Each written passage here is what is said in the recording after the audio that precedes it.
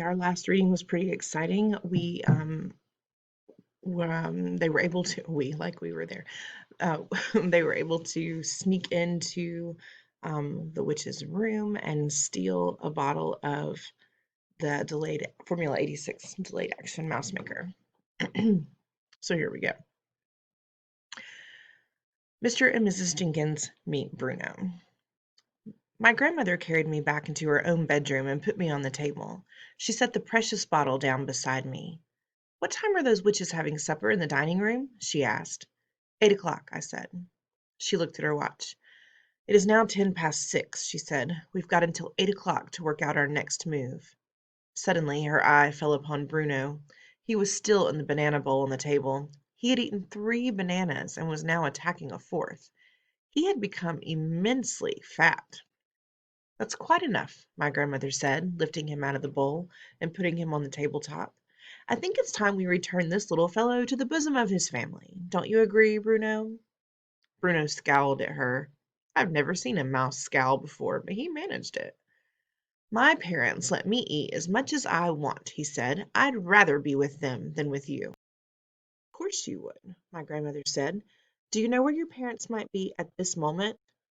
"They were in the lounge not long ago," I said. "I saw them sitting there as we dashed through on our way up here." "Right," my grandmother said. "Let's go and see if they're still there. Do you want to come along?" she added, looking at me. "Yes, please," I said. "I shall put you both in my handbag," she said. "Keep quiet and stay out of sight. If you must peep out now and again, don't show more than your nose." Her handbag was a large, bulgy, black leather affair with a tortoise-shell clasp. She picked up Bruno and me and popped us into it. "I shall leave the clasp undone," she said, "but be sure to keep out of sight." I had no intention of keeping out of sight. I wanted to see everything. I seated myself in a little side pocket inside the bag near the clasp, and from there I was able to poke my head out whenever I wanted to. "Hey," Bruno called out, "give me the rest of that banana I was eating." "Oh, all right," my grandmother said. "Anything to keep you quiet." She dropped the half-eaten banana into the bag, then slung the bag over her arm and marched out of the room, and we went thumping along the corridor with her walking stick. We went down in the lift to the ground floor and made our way through the reading room to the lounge, and there, sure enough, sat Mr. and Mrs. Jenkins in a couple of armchairs, with a low, round, glass-covered table between them. There were several other groups in there as well, but the Jenkinses were the only couple sitting alone. Mr. Jenkins was reading a newspaper. Mrs. Jenkins was knitting something large and mustard-colored. Only my nose and eyes were above the clasp of my grandmother's handbag, but I had a super view. I could see everything.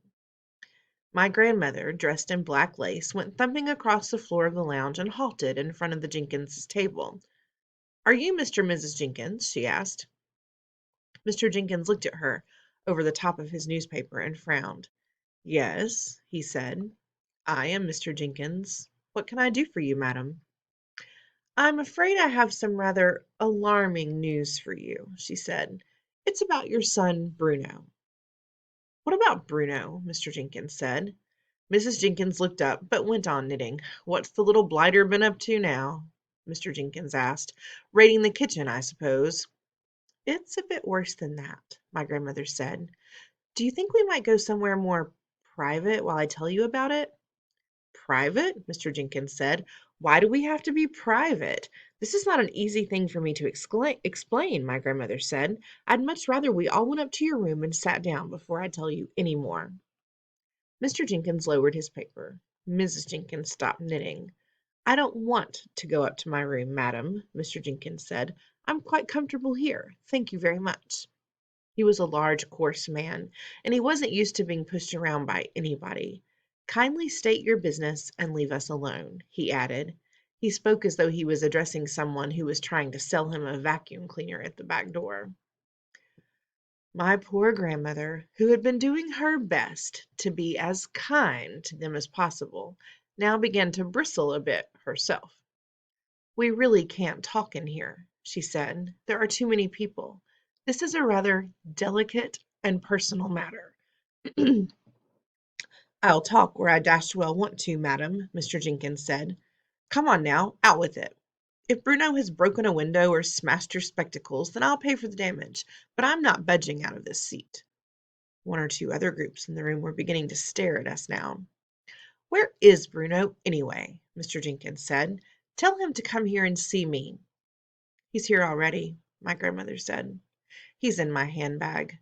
She patted the big floppy leather bag with her walking stick. What the heck do you mean he's in your handbag? Mr. Jenkins shouted. Are you trying to be funny? Mrs. Jenkins said, very prim. Well, there's nothing funny about this, my grandmother said. Your son has suffered a rather unfortunate mishap. He's always suffering mishaps, Mr. Jenkins said. He suffers from overeating, and then he suffers from wind. You should hear him after supper. He sounds like a brass band, but a good dose of castor oil soon puts him right. Where is the little beggar? Do we need to talk about what wind is? I'm going to assume you know. Go back and use your context clues.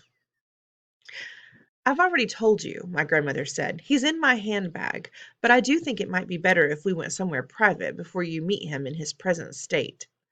This woman's mad, Mrs. Jenkins said. Tell her to go away.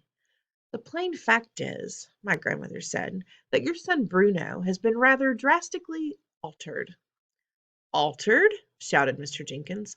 What the devil do you mean, altered? Go away, Mrs. Jenkins said. You're a silly old woman. I am trying to tell you as gently as I possibly can that Bruno really is in my handbag, my grandmother said. My own grandson actually saw them doing it to him. Saw who doing what to him, for heaven's sake? Shouted Mr. Jenkins.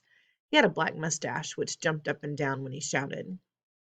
Saw the witches turning him into a mouse, my grandmother said. Call the manager, dear, Mrs. Jenkins said to her husband. Have this mad woman thrown out of the hotel. At this point, my grandmother's patience came to an end. She fished around in her handbag and found Bruno. She lifted him out and dumped him on the glass-topped table.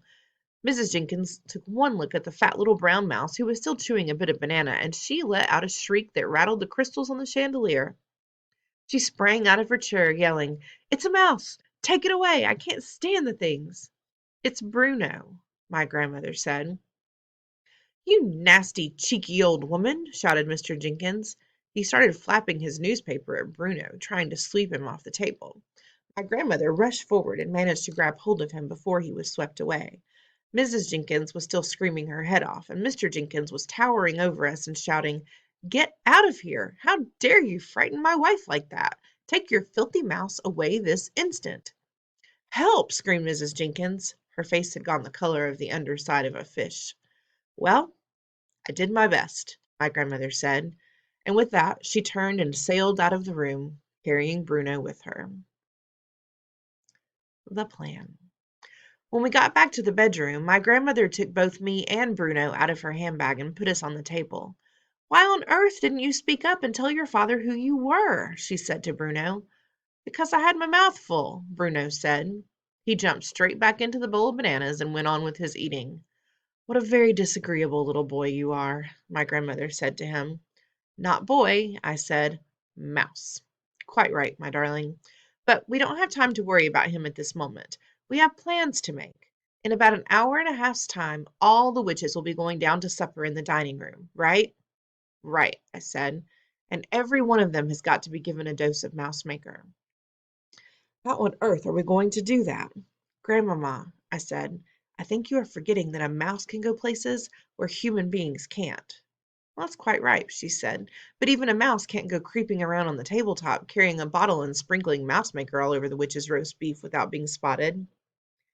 I wasn't thinking of doing it in the dining room, I said. Well, then where? She asked. In the kitchen, I said, while their food is being got ready. My grandmother stared at me. My darling child, she said slowly, I do believe that turning you into a mouse has doubled your brain power. A little mouse, I said, can go scuttling around the kitchen among the pots and pans, and if he's very careful, no one will ever see him. Brilliant, my grandmother cried out. By golly, I think you've got it. The only thing is, I said, how will I know which food is theirs? I don't want to put it in the wrong saucepan. It would be disastrous if I turned all the other guests into mice by mistake, especially you, Grandmama. Then you'll just have to creep into the kitchen and find a good hiding place and wait. And listen. Just lie there in some dark cranny, listening and listening to what the cooks are saying. And then, with a bit of luck, somebody's going to give you a clue. Whenever they have a big party to cook for, the food is always prepared separately. Right, I said. That's what I'll have to do. I shall wait there, and I shall listen, and I shall hope for a bit of luck. It's going to be very dangerous, my grandmother said. Nobody welcomes a mouse in the kitchen. If they see you, they'll squash you to death. I won't let them see me, I said. Don't forget you'll be carrying the bottle, she said, so you won't be nearly so quick and nippy. I can run quite fast standing up with the bottle in my arms, I said. I did it just now. Don't you remember? I came all the way up from the Grand High Witch's room carrying it. What about unscrewing the top? She said. That might be difficult for you. Let me try, I said. I took hold of the little bottle, and using both of my front paws, I found I was able to unscrew the cap quite easily. That's great, my grandmother said. You really are a very clever mouse. She glanced at her watch. At 7:30, she said, I shall go down to the dining room for supper with you in my handbag. I shall then release you under the table together with the precious bottle, and from then on you'll be on your own. You'll have to work your way unseen across the dining room to the door that leads into the kitchen. There will be waiters going in and out of that door all the time. You will have to choose the right moment and nip in behind one of them. But for heaven's sake, be sure that you don't get trodden on or squeezed in the door. I'll try not to, I said. And whatever happens, you mustn't let them catch you. Don't go on about it, Grandmama. You're making me nervous. You're a brave little fellow, she said. I do love you. What shall we do with Bruno? I asked her. Bruno looked up. I'm coming with you, he said, speaking with his mouth full of banana. I'm not going to miss my supper. My grandmother considered this for a moment. I'll take you along, she said, if you promise to stay in my bag and keep absolutely silent. Will you pass food down to me from the table? Bruno asked. Yes, she said, if you promise to behave yourself. Would you like something to eat, my darling? She said to me. No, thank you, I said. I'm too excited to eat, and I've got to keep fit and frisky for the big job ahead. It is a big job, all right, my grandmother said. You'll never do a bigger one. In the kitchen. The time has come, my grandmother said. The great moment has arrived. Are you ready, my darling? It was exactly 7:30. Bruno was in the bowl finishing that fourth banana.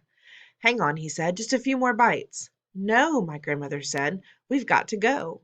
She picked him up and held him tight in her hand. She was very tense and nervous. I had never seen her like that before.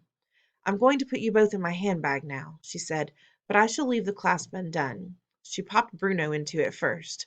I waited, clutching the little bottle to my chest. Now you, she said. She picked me up and gave me a kiss on the nose. Good luck, my darling. Oh, by the way, you do realize you've got a tail, don't you? A what? I said. A tail. A long curly tail. Well, I must say that never occurred to me, I said. Good gracious me, so I have. I can see it now. I can actually move it. It is rather grand, isn't it? I mention it only because it might come in useful when you're climbing about in the kitchen, my grandmother said. You can curl it around and you can hook it onto things and you can swing from it and lower yourself to the ground from high places. Oh, I wish I'd known this before, I said. I could have practiced using it. It's too late now, my grandmother said. We have to go. She popped me into her handbag with Bruno, and at once I took up my usual perch in the small side pocket so that I could poke my head out and see what was going on. My grandmother picked up her walking stick, and out she went into the corridor to the lift. She pressed the button, and the lift came up, and she got in. There was no one in there with us.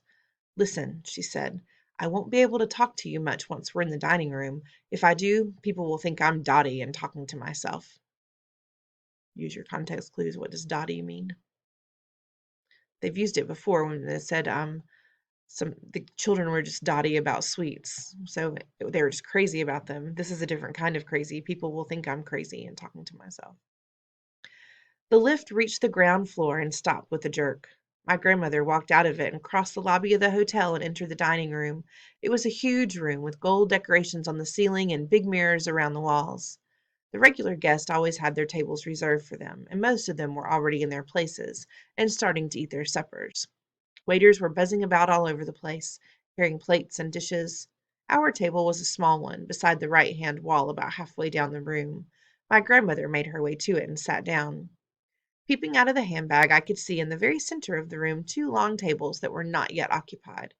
Each of them carried a notice fixed onto sort of a silver stick, and the notices said, "Reserved for members of the RSPCC." My grandmother looked towards the long tables, but said nothing. She unfolded her napkin and spread it over the handbag on her lap. Her hand slid under the napkin and took hold of me gently. With the napkin covering me, she lifted me up close to her face and whispered, "I'm about to put you on the floor under the table. The tablecloth reaches almost to the ground, so no one will see you. Have you got hold of the bottle?" "Yes," I whispered back. "I'm ready, Grandmama." Just then a waiter in a black suit came and stood by our table. I could see his legs from under the napkin, and as soon as I heard his voice I knew who he was. His name was William. "Good evening, madam," he said to my grandmother. "Where is the little gentleman tonight?" He's not feeling very well," my grandmother said. "He's staying in his room." "Well, I'm sorry to hear that," William said. "Today there is a green pea soup to start with, and for the main course you have a choice of either grilled fillet of sole or roast lamb." Pea soup and lamb for me, please," my grandmother said. "But don't hurry it, William. I'm in no rush tonight. In fact, you can bring me a glass of dry sherry first." "Of course, madam," William said, and he went away. My grandmother pretended she had dropped something, and as she bent down, she slid me out from under the napkin onto the floor under the table. "Go, darling, go," she whispered, and then she straightened up again.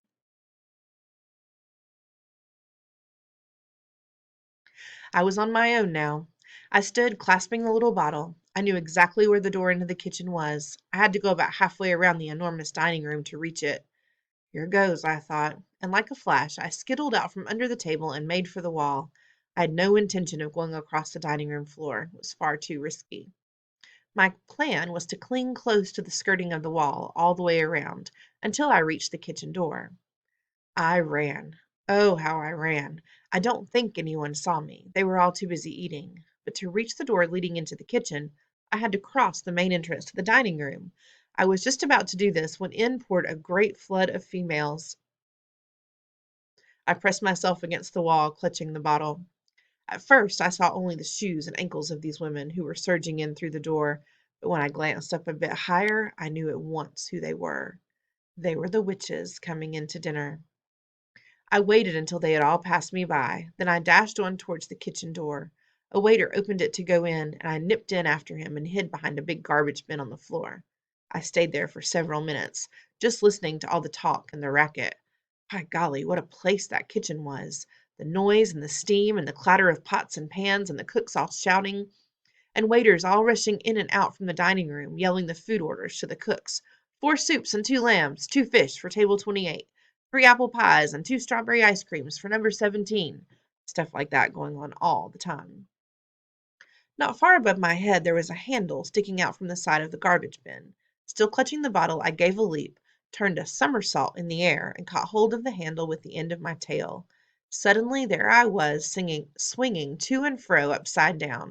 It was terrific. I loved this. This, I told myself, is how a trapeze artist in a circus must feel, as he goes swishing through the air high up in the circus tent. The only difference was that his trapeze could only swing backwards and forwards. My trapeze, my tail, could swing me in any direction I wanted. Perhaps I would become a circus mouse, after all.